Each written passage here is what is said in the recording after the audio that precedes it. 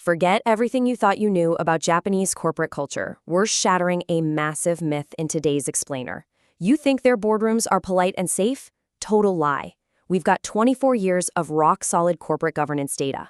We're talking a meticulous analysis of 500 top-tier firms. The methodology is flawless. And the findings? They are going to absolutely blow your mind. So many people just assume Japanese CEOs are completely untouchable. That they have this iron rice bowl and guaranteed lifetime employment. The common myth is that they sit safely in their corner offices, completely protected by a polite culture of seniority. The assumption is they just stay in power, gracefully aging into retirement, even if profits tank, even if the company completely struggles. Well, that is dead wrong. Prepare for a brutal reality check. By the end of the period analyzed in our data, over 1 in 3 top executive departures were entirely forced, fired, ousted, stripped of their titles. That supposedly unbreakable iron bowl, it isn't just cracked, it is completely pulverized. The culture of absolute safety is totally dead. Section 1. The Broken Iron Bowl. Forced CEO Turnover. Just look at the sheer, violent velocity of this boardroom shift. The rate of forced executive firings literally doubled. And this isn't some tiny, isolated sample. In the early 90s, forced firing sat around 18.6%. Fast forward to the 2006 to 2013 era, it rockets to over 34%. This is a fundamental, systemic collapse of the old way of doing business. The supposedly safe Japanese boardroom mutated into a high-stakes war zone. Section 2. The KPI Secret War. AOA versus ROE. So what's suddenly triggered this brutal survival game? It's a secret war between two entirely different masters. The old guard, the traditional Japanese main banks, just wanted basic survival. Their main metric, ROA, or return on assets. Just generate enough stable cash flow to pay back your bank loans and keep the lights on. But the new masters? Foreign investors, and they demand ruthless profit. Their metric is ROE, return on equity. Maximize stock value at all costs. They do not care about stability. We looked at the hard data to track exactly when this brutal shift occurred. In the 90s, even after the big bubble burst, the bank was still king. Survival was enough to keep your job. But heading into that final 2006 to 2013 era, a massive rupture. The new rules of ROE completely took over the market. If you fail to boost the stock price and deliver high equity returns, your head is instantly on the chopping block. Section 3. Who fires the CEO? The transfer of power.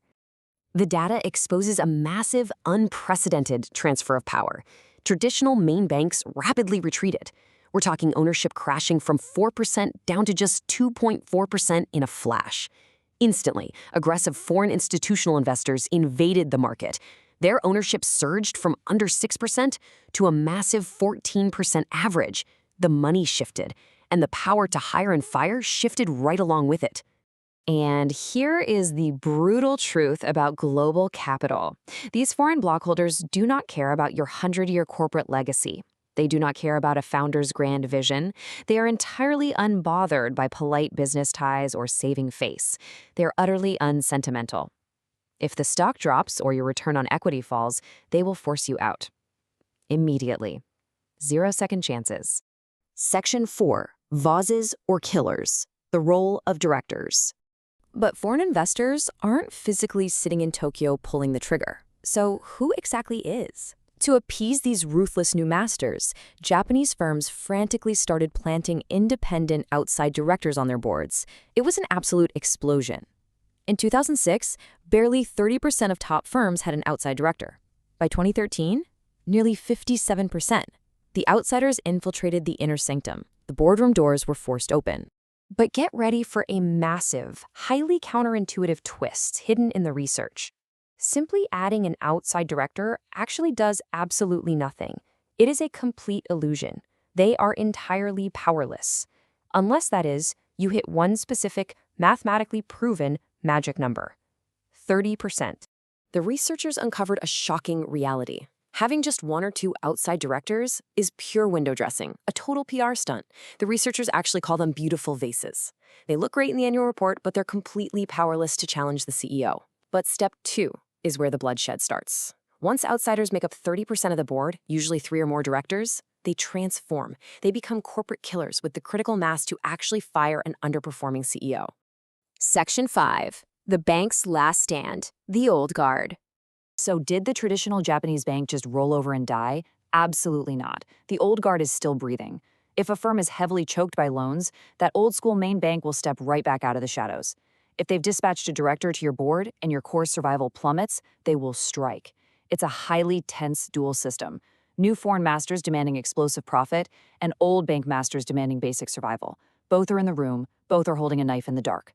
Section 6. A flawed new normal, the missing climax. However, we really need to critically step back and look at a gaping hole in this new normal.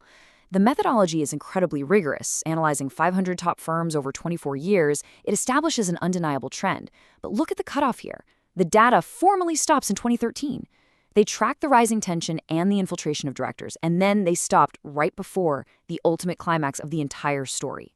Because in 2015, just 2 years after this dataset goes dark, the Japanese government dropped a bomb on the market. Prime Minister Abe introduced a corporate governance code that legally pushed boards to adopt multiple outside directors. Remember that 30% killer threshold we just discussed? The government essentially mandated it. Overnight, the exception became the rule.